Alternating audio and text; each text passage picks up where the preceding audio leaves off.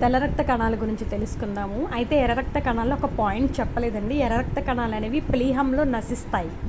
తెల్ల రక్త కణాల గురించి చెప్పుకుందాం. తెల్ల రక్త కణాలని ల్యూకోసైట్లు అని కూడా అంటారు. ఎర్ర రక్త కణాలను ఎరిథ్రోసైట్లు అంటారండి. ఈ తెల్ల రక్త కణాలు వచ్చేసరికి వీటి జీవితకాలం కొన్ని రోజుల నుంచి వారాల పాటు.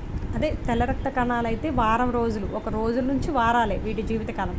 అదే ఎర్ర రక్త కణాలు అయితే 120 డేస్ ఉంటాయి. తెల్ల రక్త కణాలు అలా కాదు, ఒక 1 వీక్ వరకు ఉంటుంది అనమాట వీటి లైఫ్ టైం.